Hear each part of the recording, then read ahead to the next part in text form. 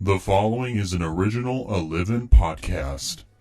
Well, we're almost one quarter of the way through the 2026 season, and we just got done with Bristol, which saw Cup drivers sweep the weekend. Unfortunately, yes, go ahead, get your Bushwhacker chants out, get them out, get them all out of your system.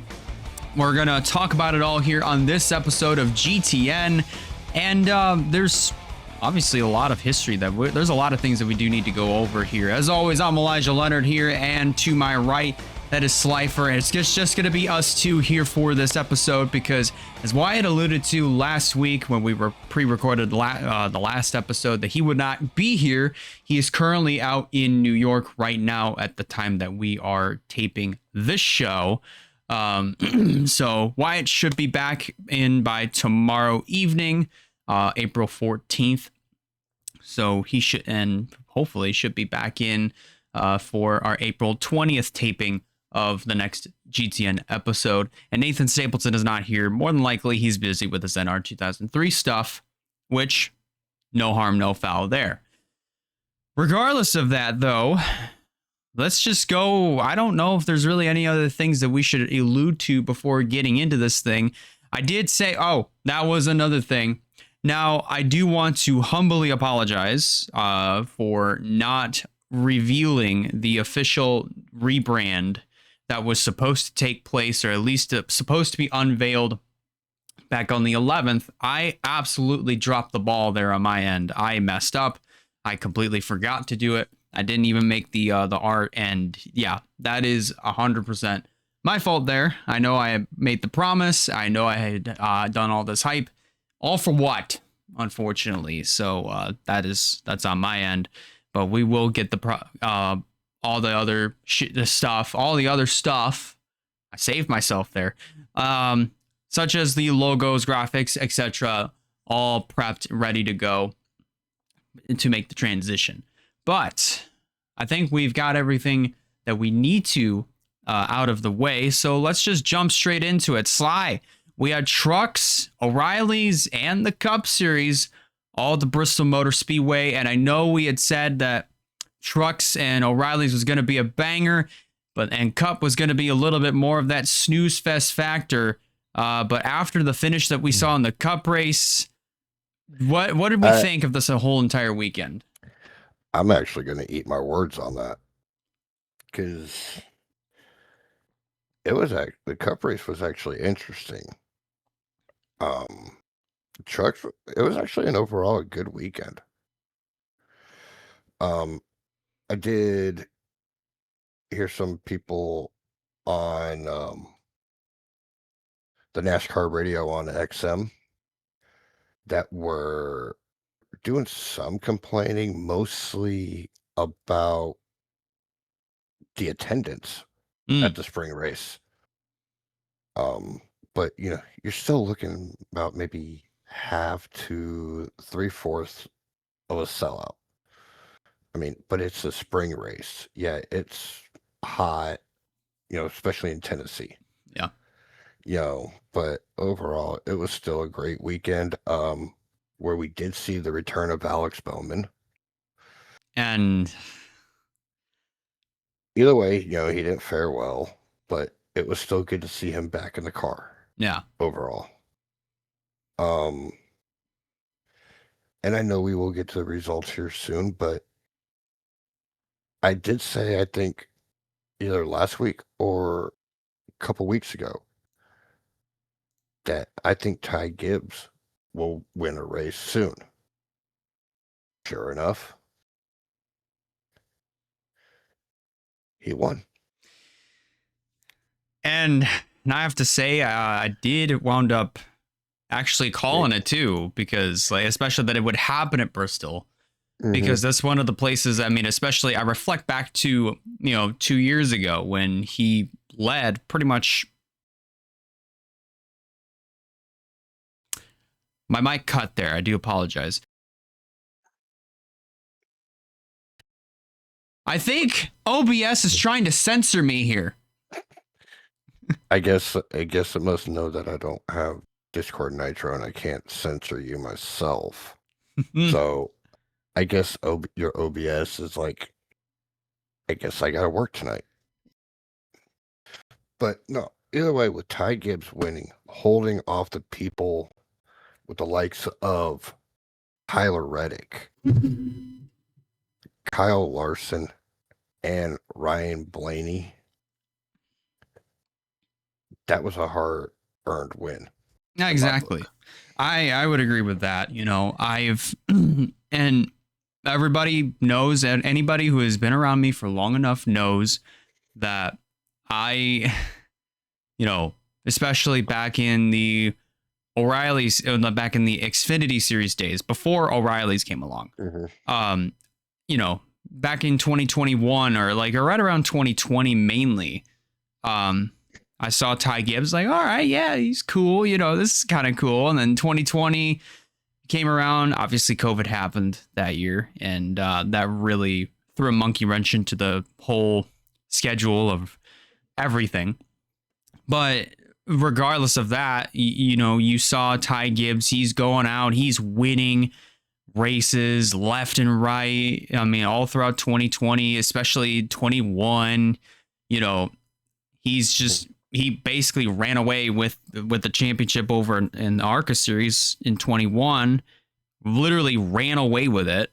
And then the sporadic starts that he made in O'Reilly's, or at least in that year, it was winning over there as well. And I was like, what?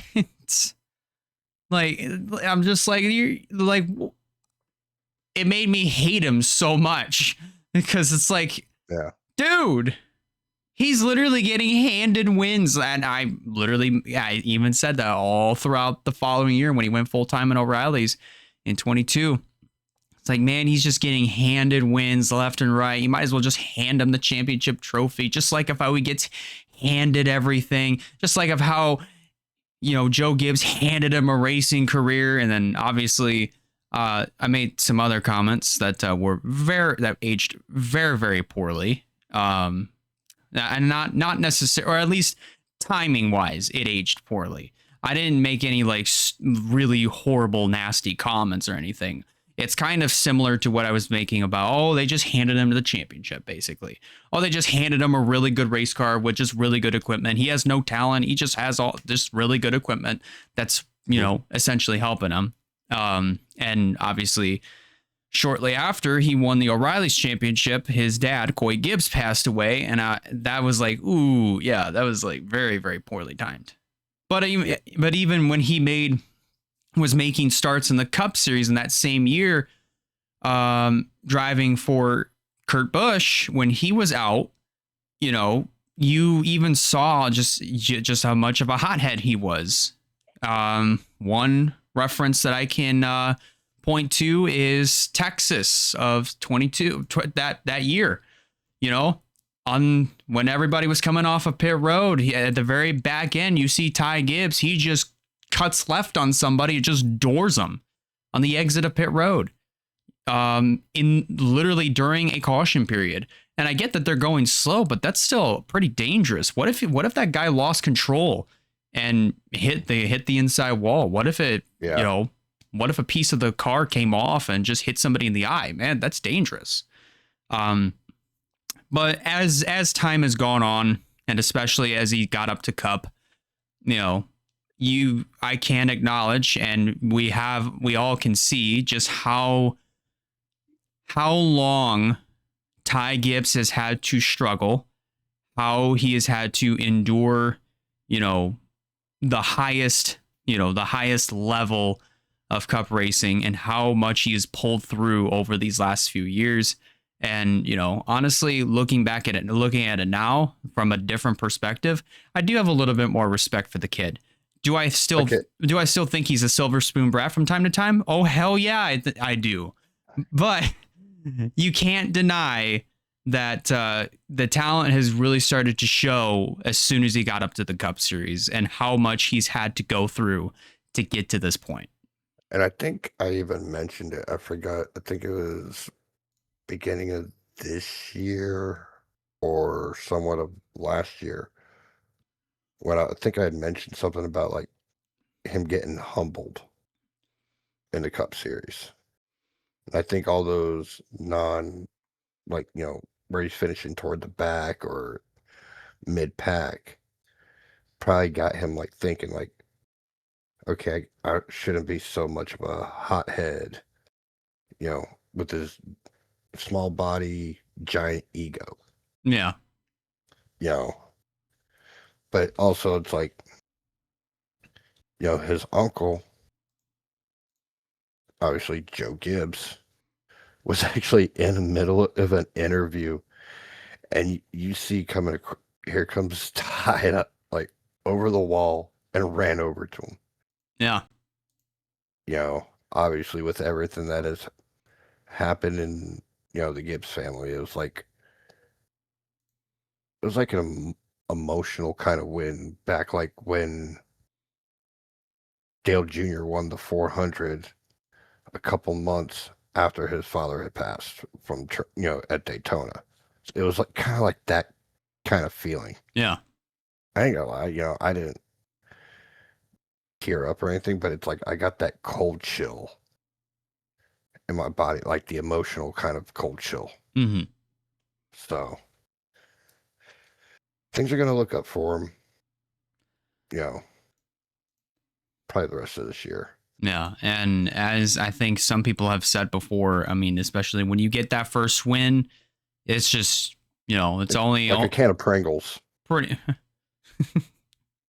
Or the guy from the clip, I bought a pran of Kingles. It's like a pran of Kingles. But yeah, it was another thing I wanted to bring up too from the Cup race at Bristol. Ryan Blaney's pit crew cost him. Oh my. Yep. But to have all those costly mistakes and still finish second. Still impressive though. I mean, hey. Yeah. One spot short, but still good enough points wise. At a track of likes of Bristol. Mm-hmm. So. Oh my goodness. I mean, but what a weekend. What a weekend though, to say the least. Bristol, I mean, always delivers for O'Reilly's and trucks. Cup has always been sketchy ever since the next gen came out, but it has been sketchy mainly over the last few years because of track configurations and whatnot. But I think this year is for the next gen. I think from what we've seen from the finish, it definitely was a pretty solid race, to say the least. Let's go ahead and get into our finishing results from this past weekend's festivities at Bristol. You have Christopher Bell, who wound up winning the truck race. Chandler Smith finishing in the second position. Gio Ruggiero finishing in third. Ross Chastain coming home in the fourth position. Then Christian Eckes in fifth. Jake Garcia in sixth. Dawson Sutton finishing in the seventh position. Kyle Busch. Huh? The irony. Yeah. Kyle Busch started eighth. He finishes eighth. Carson Hocevar finishes ninth. And Brendan Queen, after starting 28th, rounds out your top 10. Positions 11th on down to 20th look like this. We have Ben Rhodes, Daniel Hemrick, Tyler Ankrum, and I had no idea Chase Briscoe was in this race, but he finishes 14th. Justin Haley, Stuart Friesen, Andreas Perez, Daniel Suarez, Minnie Tyrell, and Tanner Gray. That's your top 20. 21st on down to 30th looks like this. Carson Ferguson, Lane Riggs, Ty Majeski, Spencer Boyd, Chris Wright, Ricky Stenhouse Jr., Grant Enfinger, and Cole Butcher was the last truck running on the racetrack. Everyone else went out of the race. That being Corey LaJoie and then Corey Heim, the Corey and Corey show, unfortunately, finished inside of the top 30. Corey Heim is kind of surprising to see back here because obviously the racing deal that he had with Christian Eckes towards the tail end of the event. It's honestly very unfortunate that how it all wound up happening, but hey, that's just Bristol. It's a product of short track racing here regardless.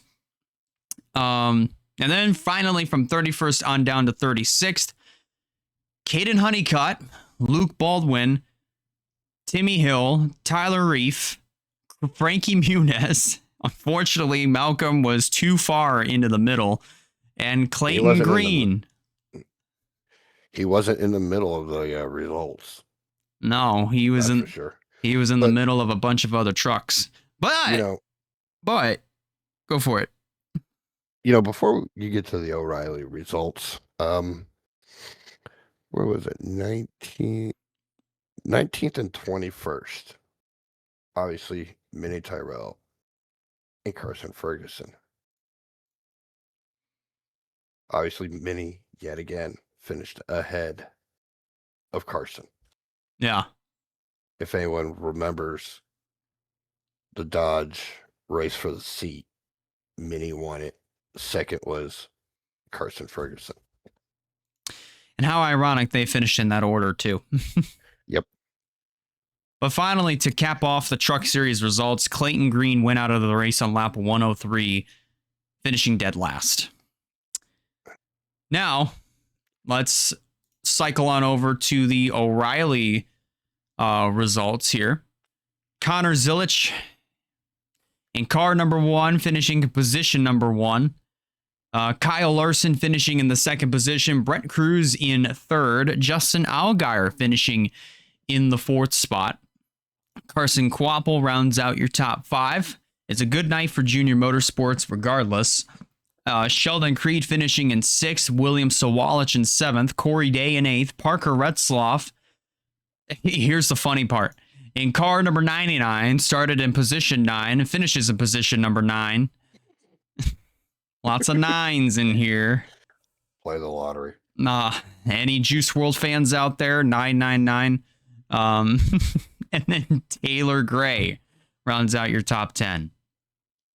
Positions 11th on down to 20th looks like this. And this is kind of funny. Ryan Sieg started in position number 11, finishes in position 11.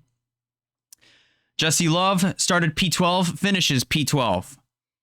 And then everybody else did not finish in the results that they started in. Sammy Smith, Raja Karuth, Jeremy Clements, Jeb Burton, Harrison Burton, Brandon Poole, Brandon Jones, and Sam Mayer, rounding out your top 20. From 21st on down to 30th looks like this. Austin Hill in car 21 finishes in position 21. Blaine Perkins, and then Josh Bilicki, Dean Thompson, Kyle Sieg, JJ Yaley, Patrick Staropoli, Greg Golding, Josh Williams, and Ryan Ellis. That being your top 30. Josh Williams did start 29th and finished 29th. So someone else did start where they finished. And you want to know the funny part of this whole thing too that adds on to this? 29 has 29, 92, 92. So the same group of numbers finished with each other. Basically. So Josh Williams is just like Parker Retzloff. Basically. I don't know if he wanted to be like him, but here we are. At the other end of the results. At the other end of the results, exactly. And then finally, positions from 31st on down to 30th. It goes like this. Joey Gase, LaVar Scott, Logan Bearden, Blake Lothian, Austin Green, Anthony Alfredo, Mason Maggio, and Garrett Smithley who went out of the race on lap 176. And now finally, our Cup Series results are going to be looking like this. Ty Gibbs finally nabbing his first career win after 131 starts. Ryan Blaney finishing in the second position. Then Kyle Larson in third. Tyler Reddick fourth. Chase Briscoe completing your top 5. Then it's Todd Gilliland coming home in the 6th position. Joey Logano finishing in 7th. Ryan Preece finishing in 8th. Denny Hamlin finishing in the 9th position. And then Carson Hocevar completes your top 10. He started 10th and he finished 10th. Look at that. So 2 top 10s for the weekend for Carson Hocevar. So that's not a bad gig. And Larson. And Larson, exactly. Positions 11th on down to 20th looks like this. Bubba Wallace, Daniel Suarez, Chris Buescher, Brad Keselowski, AJ Allmendinger, Austin Cindric, Ricky Stenhouse Jr., Austin Dillon, Zane Smith, and Ross Chastain. He completes your top 20. From 21st on down to 30th looks like this. Riley Herbst, Chase Elliott, Eric Jones, Michael McDowell, Kyle Busch, Noah Gragson, Christopher Bell, Cole Custer, Ty Dillon, and William Byron. That's your top 30. And then finally from positions 31st on down to 37th. You got yourself Cody Ware, Josh Berry, Connor Zilic, SVG. Man, Trackhouse did not have a good weekend at all. And John Hunter Nemechek, who was the last car running on the racetrack. And the two retirees from the event, Chad Fincham, who went out on lap 241. And then, of course, a returning Alex Bowman, who finished dead last and went out of the race on lap 163. So that was another thing when I was watching the Cup race. It was between Kyle Busch and a can opening. No. And Riley Herbst. Oh, yeah. Herbst. I guess it was like an altercation. I must have missed the first one between them two. And the commentators even made a joke about this the second time around with those two. Yeah. They're like, well, it was 143 laps in the making. I'm like, dude, come on, guys. It's like, come on. Yeah, and I think, in my honest opinion, I think Kyle Busch is starting to get not irritated at the drivers or the cars. I think he's may be starting to get irritated with RCR. I think so. Because, I mean, really, I think what it is, or I think what it has been is just RCR, especially when they date back to like the days of Dale Sr. and the days when RC, where Richard Childress was even driving at the time. It's almost like, the type of leadership, or at least the way that Childress runs his team, has not even changed. It hasn't even evolved over the years. And especially as technology has progressed, and as these cars and on the Cup side have gotten, have evolved and changed over the years, it honestly just does not, it's not working on the Cup side. It definitely is on the O'Reilly Series side because Richard Childress has the best team on the O'Reilly Series side right now with Austin Hill and Jesse Love. I mean, it shows over there. But Cup is a bit of a different story, and I think that really started to take shape since Kevin Harvick left after 2013 when he went over to Stewart-Haas Racing, when they were around at the time and were the best team in the Cup Series at that point. I just feel like, that experience and that leadership that Childress has, I mean, especially up to now, it's completely outdated. It doesn't align with what's currently, happening on the grand scheme of things, on the scale of things when it comes to the Cup Series. I think it's not working. The way that Childress, I mean, I don't know if he's the one that's making the calls on how, he wants how he wants the crews to set up the cars. It's not working at all. I mean, it's showing with Kyle Busch, who literally is one of the best drivers that we have in the field. And he can barely push that car to its absolute limit, even go over the limit. Barely. But every time he does, stuff like this happens. Even though, I mean, it wasn't necessarily mechanical related or driving related, drivability, that is, whether if a car is tight or loose or whatever. It's just that Kyle Busch, whenever you tell him to give it 100%, he gives it 200%. And the Richard Childress Racing cars on the Cup side, you really can't do that. unfortunately. So it's quite the dilemma to see that even after making a change of crew chiefs and making sure that Kyle has a crew chief that will actually listen to him, that will actually get the crews to set up Kyle Busch's car the way that Kyle Busch wants it to be set up rather. I just don't think it's really making much of a difference at all, unfortunately. I just don't think so, because we're still seeing Kyle Busch kind of right around top 15, top 20 at the very best. At some rare occasions, maybe even top 10. It's just, unfortunately, I'm not really seeing much of a difference almost a quarter of the way into the season. So if you're not really seeing much of a difference between Kyle Busch's previous crew chief and then this one and how he's running on the racetrack and vice versa, the chances are it's definitely the leadership of the team. That's how I see it. It could be some other people may have a different opinion. That's fine. But the things that RC was able to do back in, the 2010s and the 2000s, the 90s, the 80s, the 70s, like the mid to late 70s on back, right?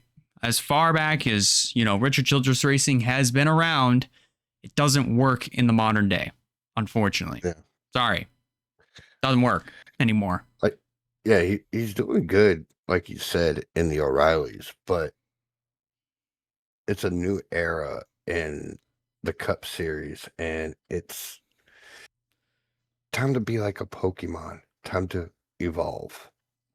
And I'm only saying that for the Cup side because the cars there are way different than the O'Reilly cars are, because the O'Reilly Series cars are actually legit stock cars. This is the car. This is basically what the car of tomorrow is, in the O'Reilly Series. It is basically called the O'Reilly Series car of tomorrow. They came out with it in 2010 and they stuck with it ever since. And and Connor Zilic is actually finding out the hard way. Yeah. Like, those cars are way different compared to the next gen car, which is basically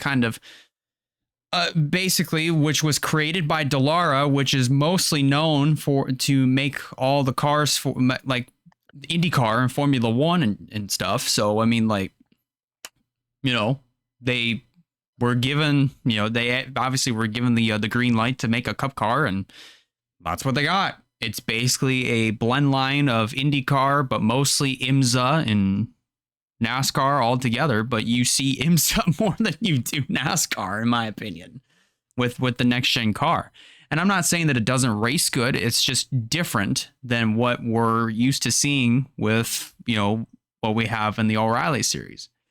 So with what Richard Childress Racing is doing in the Cup, it doesn't even hold a candle to what's going on in O'Reilly's, because, it's what's happening in O'Reilly's with Austin Hill and Jesse Love and where they're at points wise and where they stack up with everybody else.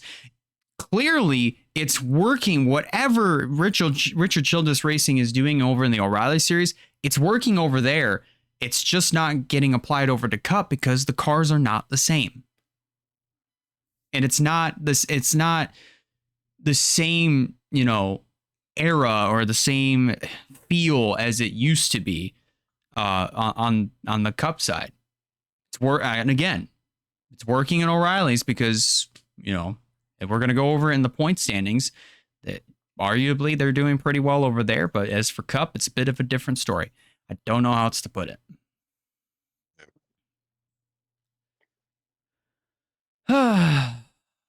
Rant over. Yeah, that's just honestly so much that has gone on in just auto sport.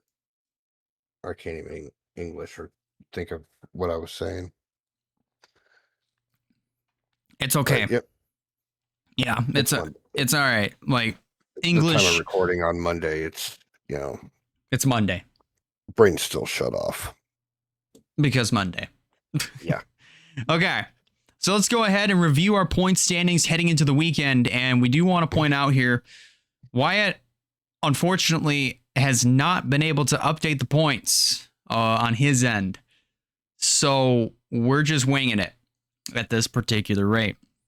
So heading into basically the Kansas week, and Trucks is off for a little while.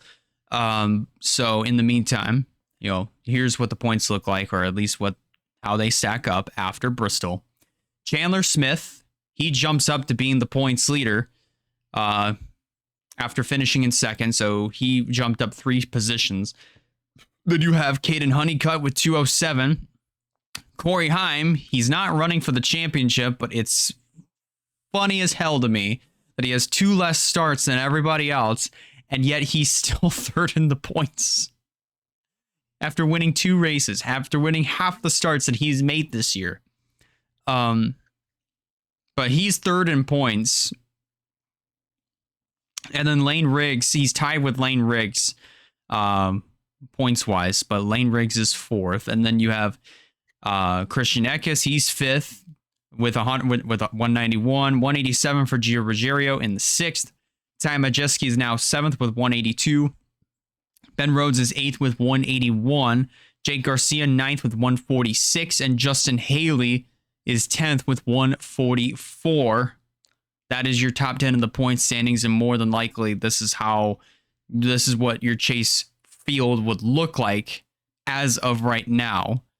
The guys that would basically be below the cut line, as far as I'm aware, would be Stuart Friesen with 140. He's 4 points below the cutoff line. Tyler Ankrum is 7 below. Tanner Gray is 11 below. Brendan Queen is 24 below. Just want to actually know. 24 below. I just want to make sure that I'm doing my math correctly. Actually, then Tanner Gray would be 21 below. So I was doing quick math in my head. Then 25 points below would be Grant Enfinger. And then 28 points below would be Daniel Hemrick. So that's down to 16th. Man, Wyatt, why didn't you update the points? He did update certain points, just not the points that we need, though. Yeah, exactly. The ones I don't care about right now. It's okay. I mean, I'm just saying, because doing a lot of quick math is hurting my head, and I'm having to fact check myself. But that's honestly crazy, though, to me. Obviously, I don't even know what else you could really add on here. I'd say, I guess, the big winner of the weekend, Dawson Sutton. He was 25th in the point standings, but after a top 10 finish at Bristol, he jumps up 6 positions up to 19th. So I'd say a pretty good weekend there for Dawson Sutton, to say the least. And I probably would have to say the biggest loser out of the whole thing. Honestly, probably Landon Lewis. That's the only guy I'm seeing that has lost 3 positions in points as of right now. So he falls down to 22nd. But that's all I'm really seeing here. Yeah. Everyone else has either gained a couple, stuck where they're at, or dropped 2. Yeah. Oh, but okay.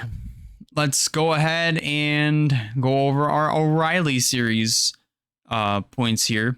Coming in, or at least going into the Kansas weekend. Sorry, I'm having to process everything here. Justin Allgaier still is the points leader. He has, he has an 130-point gap over Sheldon Creed, our new runner-up in points. Jesse Love is now 3rd with 324. Corey Day is now 4th with 304. 300 points for Carson Kvapil. Austin Hill drops 2 positions with 293 points to his name in the 6th position. Then in 7th is Sammy Smith with 284. 8th is Brandon Jones with 275. Parker Retzlaff and Car 99 still in position 9 with 257. And then William Sawalich jumps up to the 10th position with 214 points to his name. Raja Karuth drops to 11th with 238. And then Taylor Gray with 230 in the final spot to get him into this year's chase. So then 28 below, and again, I'm trying to do my math as best as I can here. 28 below, and again, just doing my math here. 28 below would be Ryan Sieg in 13th. Then Sam Mayer with 195. Brendan Poole with 181. Jeb Burton, the 4th, with 163. That's still funny to me.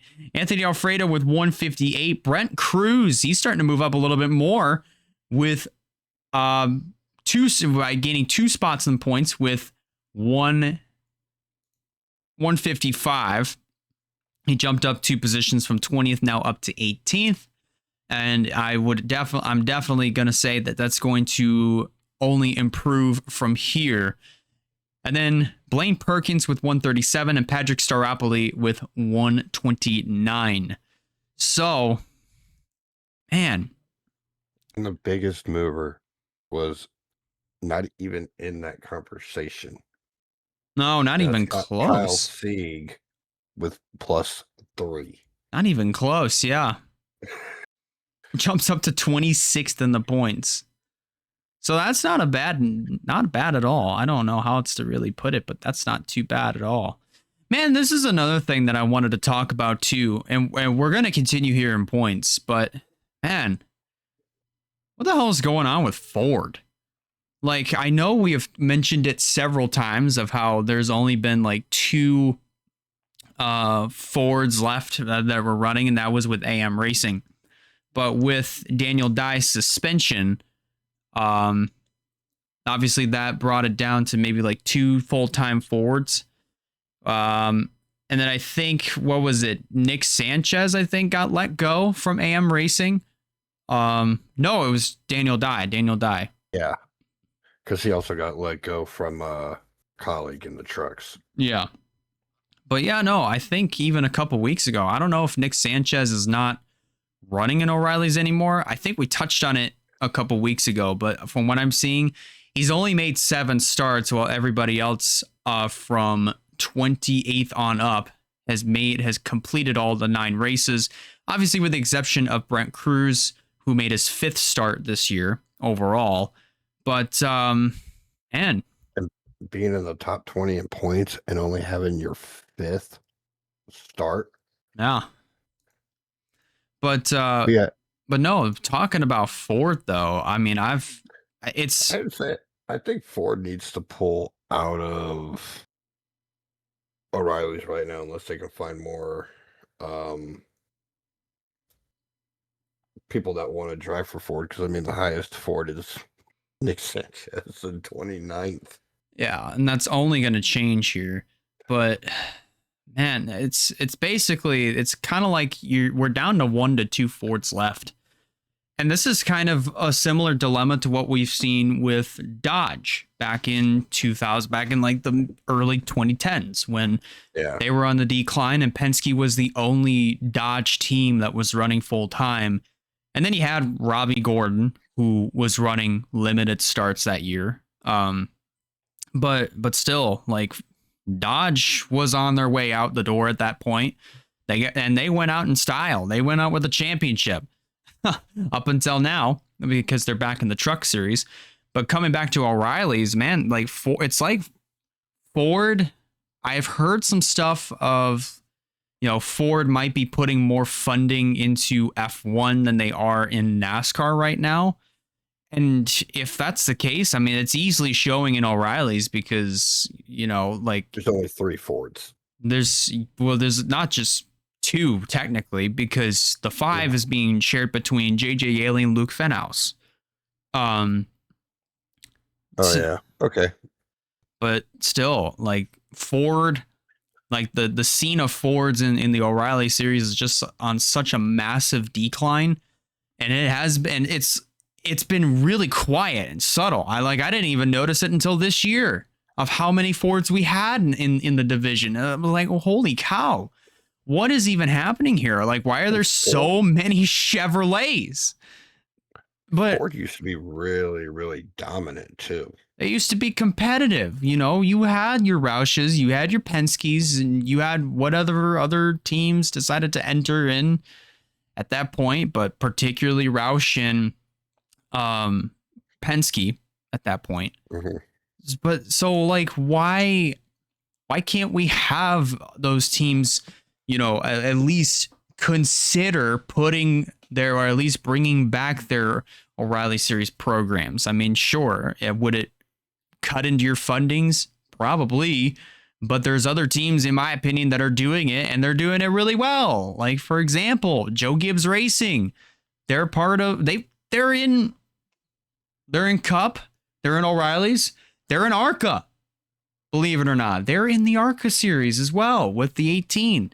So, like, it's very, very possible to do.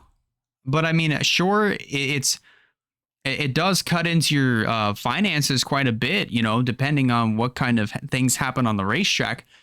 But still, like, a lot of that, you know, diversity when it comes to the manufacturers, unfortunately, in the O'Reilly series, it's gone. Like, it is full on gone. Now it's just Chevys and Toyotas, mainly Chevys. But that's it. That's it, unfortunately. And it's such a sad sight to see that Fords are really kind of becoming a thing of the past in the O'Reilly series. You know how many Fords are in NASCAR? And this is all talk about all three series. You could not field one series. There's 28 Fords in NASCAR. Man, all together. Yeah. And Anywho, that's still wild. That is honestly still wild to me. All right. So now on over to the Cup side, where we're going to see a lot more Fords. 11 of them. Almost a third of the field. Well, a little over a third at this rate. But Tyler Reddick still on top of the points lead. Well, still on top of the points as of right now with 386. And then that gap has actually shrunk quite a bit, you know, points-wise. It is now 62 points between Reddick and Ryan Blaney, who recently just finished second to Ty Gibbs. Denny Hamlin is third with 300 points. He's 86 back from points leader Tyler Reddick. Ty Gibbs, after winning at Bristol, jumps up to fourth with 281. Chase Elliott fifth with 264. Kyle Larson sixth with 260. Then in seventh is William Byron with 245. I have to burp here for a second. Ooh, excuse me. Kind of turned into a little hiccup. But then in eighth is Bubba Wallace with 236. Running in ninth, well, at least going into Kansas, ninth in points, is Christopher Bell with 231. And Chris Buescher is 1 point back from Christopher Bell. So he would complete your top 10. And then with 229 points, that being Brad Keselowski, he is 11th. Joey Logano with 218. Carson Hocevar with 209. He's also tied with Ryan Preece, who has scored 14th. Obviously, the tiebreaker here between the two is the top fives that Carson Hocevar has over Ryan Preece. Then Daniel Suarez 15th with 192, and SVG currently on the final transfer spot currently with 177. Then one below would be Chase Briscoe. 5 points below would be Austin Cindric. 6 points below would be Michael McDowell. 19 points back. Yeah, at least 19 points back, where 21 points back would be AJ Allmendinger. And then 21. Is it 21? Yeah. I was right. Perfect. And then you have Ross Chastain with 153, Zane Smith 144, Eric Jones 133, Kyle Busch 131. But looking at this, I'm pretty sure that's just exactly where they would stack up in relation to where they would be at in the chase grid as of right now. But man, we have two big movers in the Cup race. Chase Briscoe, he's the first one. Nope. Really? Mm-mm. Josh Berry and Ty Gibbs, both with +7.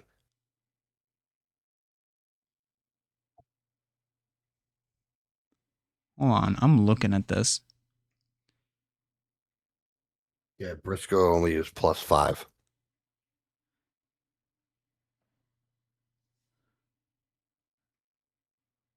I'm not seeing anything for Josh Berry. Yeah. Like no jump, no nothing. Here. Let's see. Wait. You can see. Oh, yours is different from mine. What in the world? Yeah, yeah. Josh Berry's got +7. Chase Briscoe's +5. And then Ty Gibbs is +7. Really? Mm-hmm. I had no idea because it says here for me, Ty Gibbs jumped up 2 spots. So clearly, this wasn't fully updated. Clearly, this was not fully updated. Yeah, well, you're my name, apparently, because it's showing after Martinsville. But it's including, apparently, Bristol. That's weird. Yours is showing 4th, right? Yeah. Man, what a weird dilemma, though. Yeah, either way.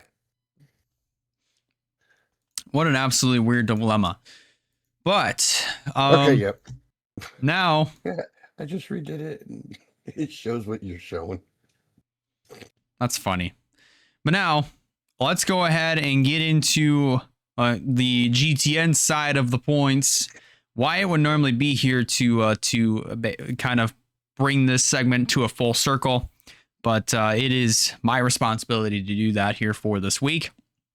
So after Bristol, thank God that this actually happened here for Nathan Stapleton, but he's back to having a whole number. He is back to having a whole number. Thank God, because that makes my life when it comes to editing the graphic for this much easier. So after the Bristol weekend, Nathan Stapleton still has the points lead with 33 points. 1 point back from him, that would be Wyatt. And then myself with 31.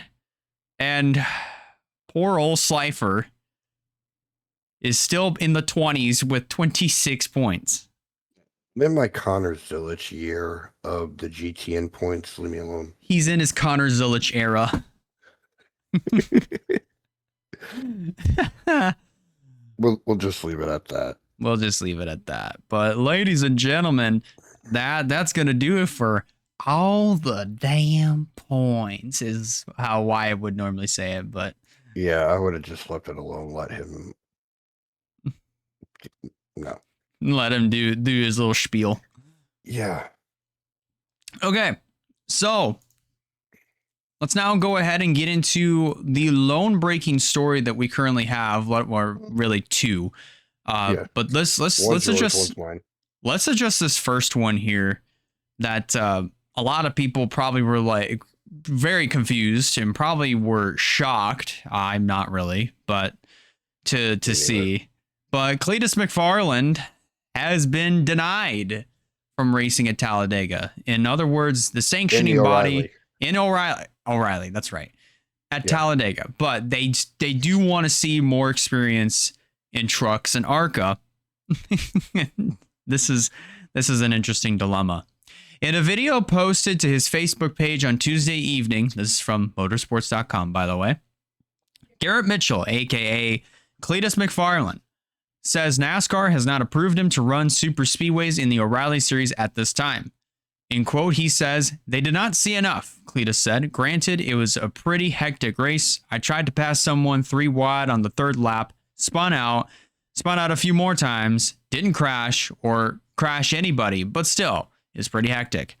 Nonetheless, NASCAR has said we need to see you run more ARCA and more trucks and have some time of those on my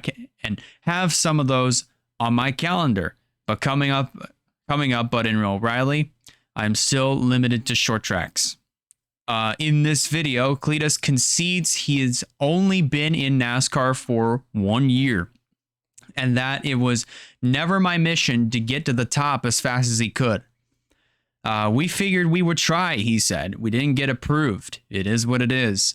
I need more windshield time, regardless of whether it's in an O'Reilly car, ARCA car, or truck.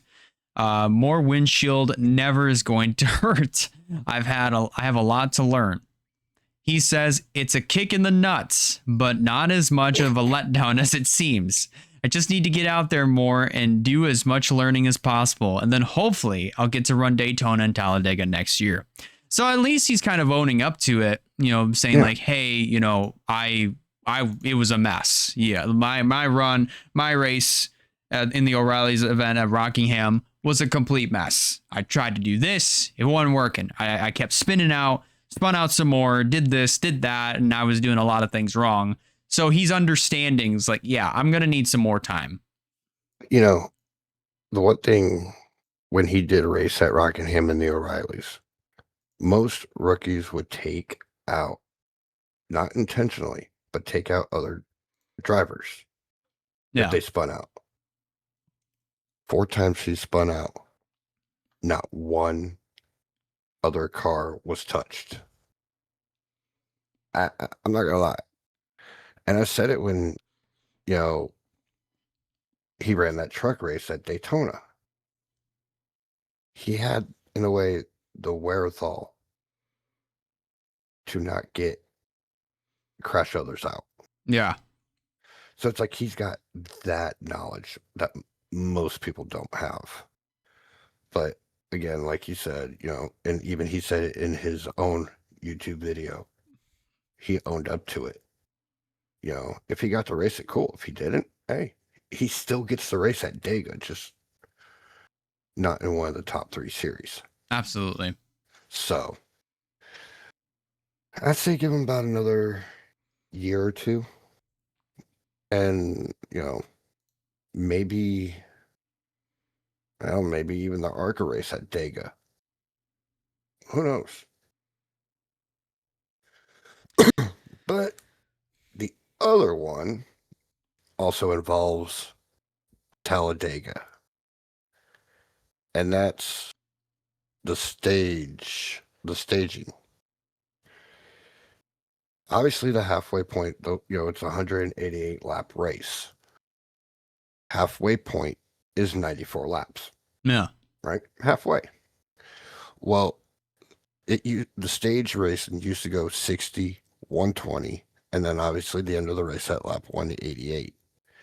Now, the spring race is going to be lap 98 and stage 2 at lap 143, which is only going to give them 45 laps to fight it out at the end.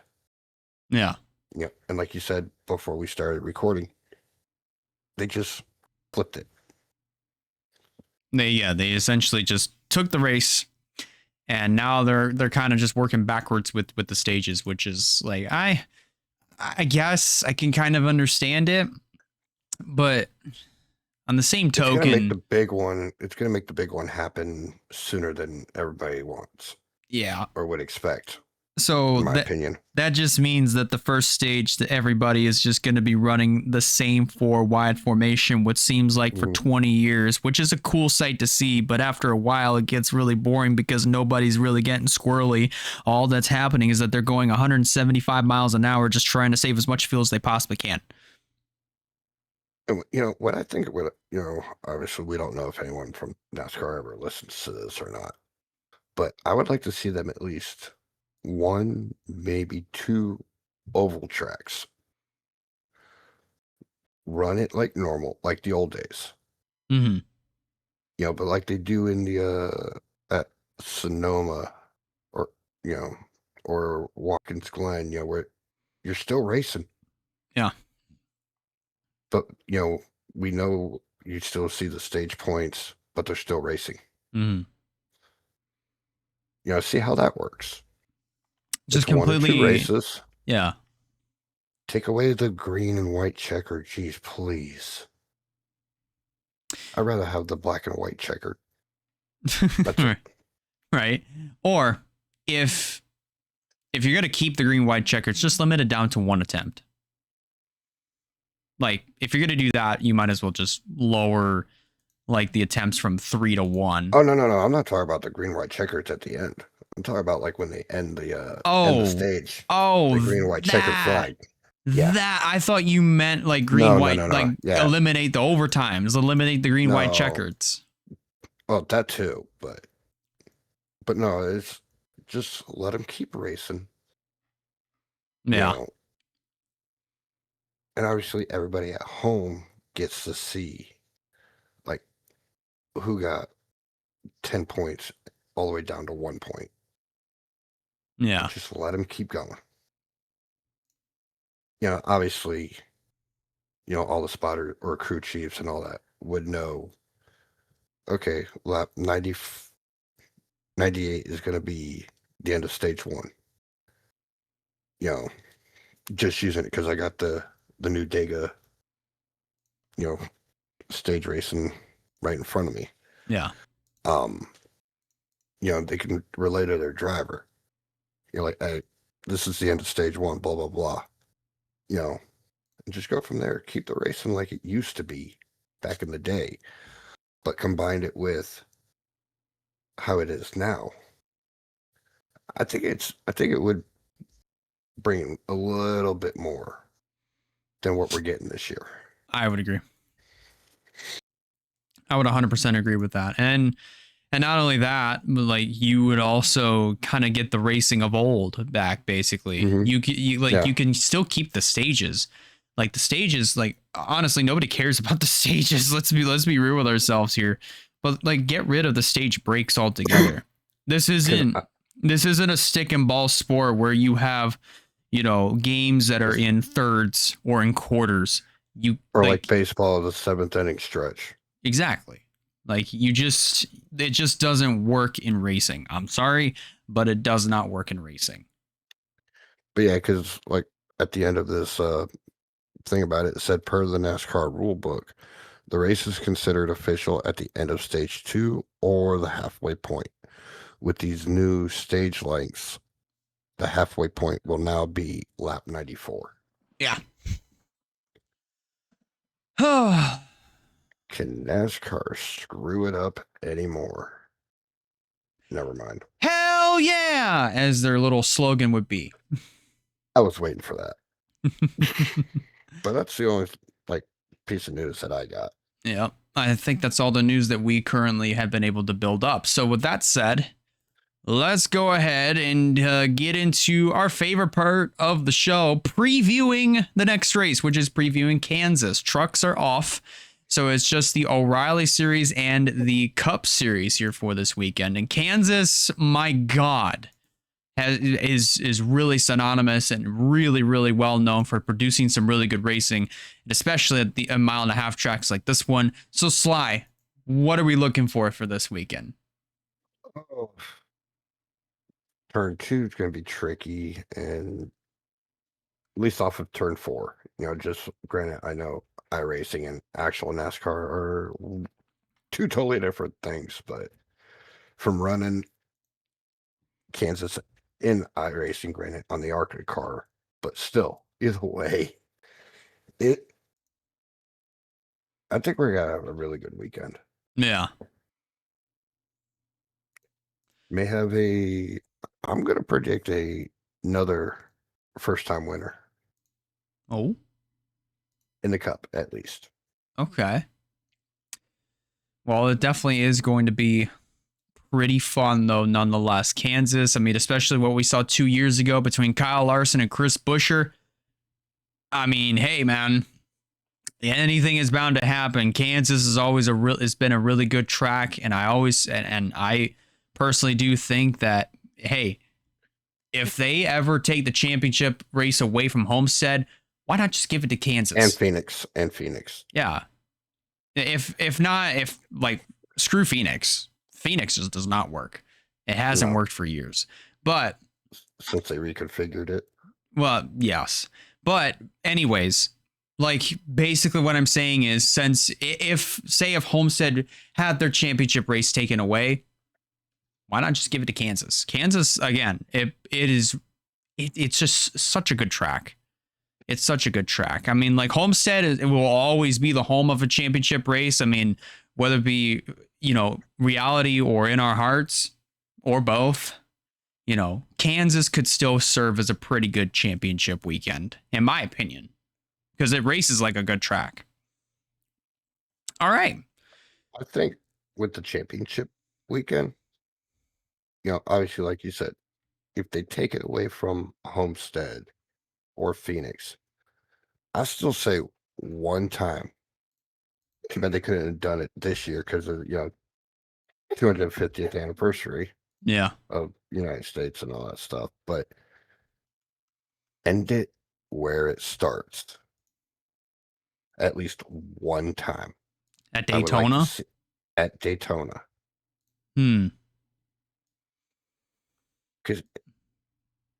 granted, NFL, they have a neutral site. You can't bring it to a neutral site in NASCAR. Yeah. I mean, it'd be interesting to find a neutral site. No, yeah, exactly. I mean, they make street courses now, apparently. Chicago, now the naval base in San Diego or Coronado. Right. But why don't they make, or even hell, what would make it even interesting for a championship race? Yeah. You're going to think weird of this. Watkins Glen. Or Sonoma. Bring it to a road course one time. Watkins Glen would be more believable than Sonoma, honestly. But you know what I mean? It's just somewhere different. Yeah. But like, yeah, I don't think any of that would happen, but what if? Yeah. That's all we can do is what if. And what if? Crap in one hand, wish in the other. Exactly. Which one's going to... Exactly. I can't believe I just PG myself. Holy crap. All right.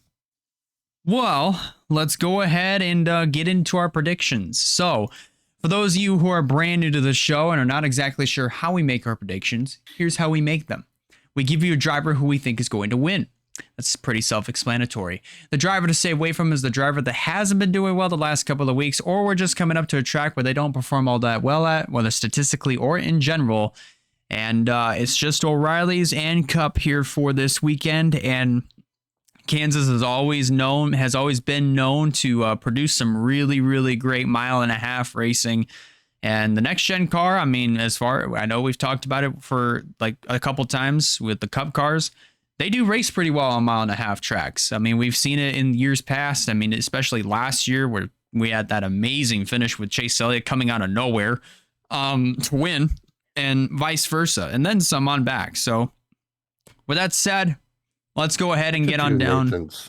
Can I do Stapleton's? Oh boy. This is interesting. His picks, looking at it, it blew me away. All right. Well, we'll give it to you for this week. Sly, take it away. Let's get this party started. All right. So for Stapleton in the O'Reillys, his dark horse, he chose Parker Retzloff. That's a good one. I like that. His stay away, Sam Mayer. That one's believable. And I don't know how you're going to feel about this, but his driver to win, Brandon Jones. For Kansas, it's a solid prediction. I mean, he does do well at Kansas. He has gotten his first win over there, and probably several other wins on top of that. I don't even know all of them by heart, but yeah, I mean, those are pretty solid picks.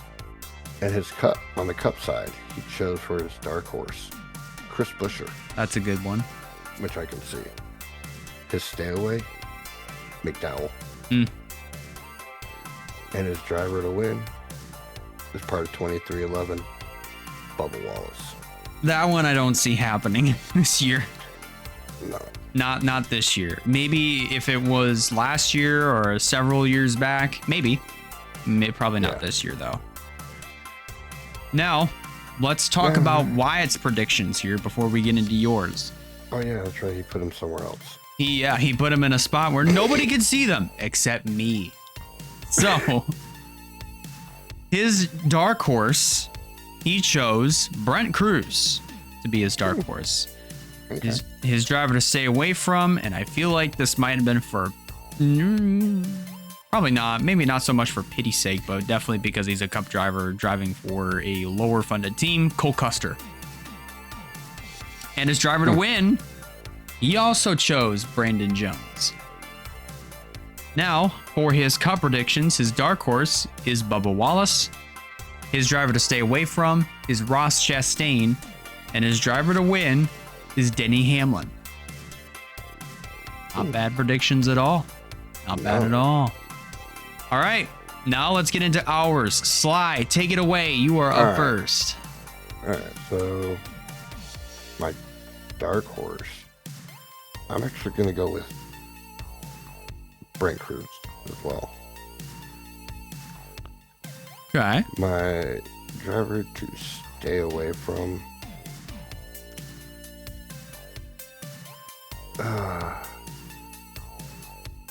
most of these would be a pity vote or point. But Pity vote. as much as I want to pick him, don't want to pick him, I'm going to have to go with Solage on this one. And my driver to win, I'm actually going to have to go with Jesse Love. Okay. Not too bad, not too bad. No. So for the cup side,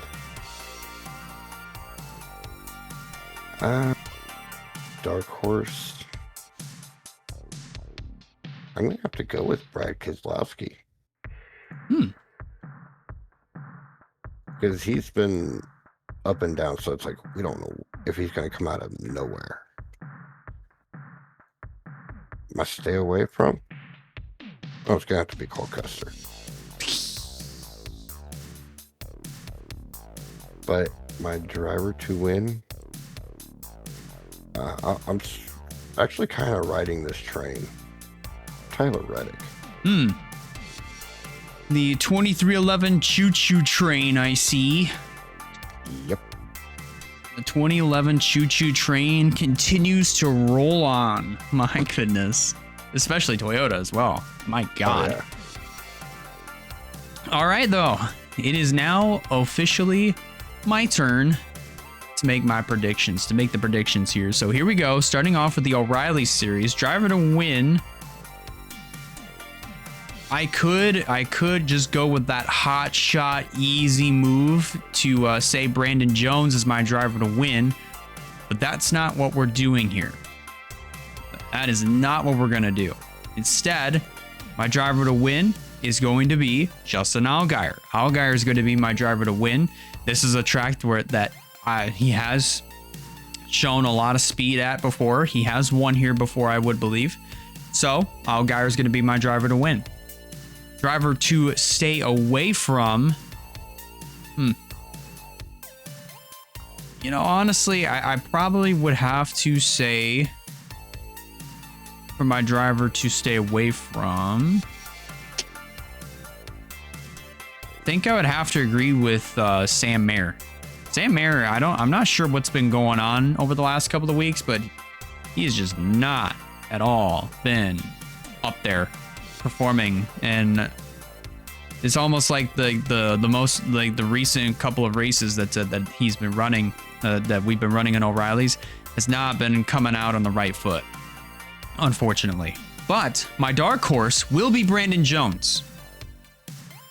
He is my dark horse for this weekend because, Again, Kansas is a place where is a track that he does do well at. This is one of his best tracks. Between that, Darlington, and Martinsville, Kansas is another one of those three. So give me Brandon Jones as my dark horse. Oh boy, here we go. I have to make sure that my mic doesn't cut out for this one here. So let me get this moved over. And now it's time for the main event. It cut. I saw that too. I saw it on the edge of my. I see my own camera like just barely poking out behind Discord, and I just saw it cut too. But it's time for the main event. It is the 16th annual Advent Health 400 at the Kansas Speedway for the NASCAR Cup Series. Here we go. Driver to win. You know, probably the hot shot easy thing to do. I think I'm also going to start riding that 2311 train again. Give me Tyler Reddick as that driver to win. You know, this is a track that he has done pretty well at. This is another one of those places where he has shown speed. So give me Tyler Reddick as my driver to win. He's going to keep the Toyota dominance rolling. My driver to stay away from, I'm going to say Josh Berry is going to be my driver to stay away from. I don't know what's been going on, but his sophomore season with the team has just been absolutely freaking abysmal. And it has shown over like all throughout this year, unfortunately. And I hate saying that. But my dark horse is going to be somebody who has had a lot of success here at Kansas in the past. And it's going to be Kyle Larson, who will be my dark horse here for this weekend at Kansas. This is one of those places where he has won at previously, and and has come close to winning, more than just the races that he did win in the past. So give me Kyle Larson as my dark horse. But alrighty though, Sly, we've done everything that we needed to do. We've reviewed the Bristol weekend. We've talked about Cleetus McFarland's denial from running super speedways. Gone over the points, winged it as best as we could. And then we made our predictions and previewed Kansas. So one last question before we sign off. Any final thoughts before we get the Kansas weekend underway? Shockingly, no. Follow the yellow brick road is all I'll have to say, since we are in Kansas. Hopefully there's no twisters that do come about over the weekend. Unless if your name is Carson Hocevar, then there's a hurricane a-brewing. Stand back! There's a hurricane coming through. I kind of resent that because I got like a little less than 2 months before our season starts. Oh, yeah. All the way till Thanksgiving. That'll be fun. You'll have... Not really. Yeah, Carson Hocevar is going to be paying several visits. I don't know. He better keep his ass away from this state. Well, that's going to pretty much do it for us here on this episode of GTN. A little bit of a shorter one, but hey, it makes my life editing this episode a lot easier. So we're going to sign off here for the week. If you guys are listening to this on Spotify, be sure to hit that green follow button so you don't miss future episodes that drop every Thursday night at 6 p.m. Eastern Standard Time, not just here on Spotify, but on the 11 Podcast YouTube channel, which again, it is getting a rebrand soon. I already know what, the name is going to be. I already have the vision. It's all laid out. I just need to get it on and get it on a virtual canvas, if you will. So again, if you guys like this video, be sure to hit the like button. Be sure to consider subscribing in order to keep up with some fine content coming out in the near future. And check out all the other social medias down in the description in the beacons link. And that pretty much is going to do it. On behalf of Slifer, I'm Elijah Leonard signing out. Take care, y'all, and we'll see you on the very next episode of Gamers Talk NASCAR. There's no place like home. Thanks for listening to tonight's episode of Gamers Talk NASCAR. Really hope you guys enjoyed. Be sure to hit that follow button so you don't miss a future episode throughout the NASCAR season. And as always, We'll catch you on the next one, every Thursday night at 6 p.m. Eastern Time.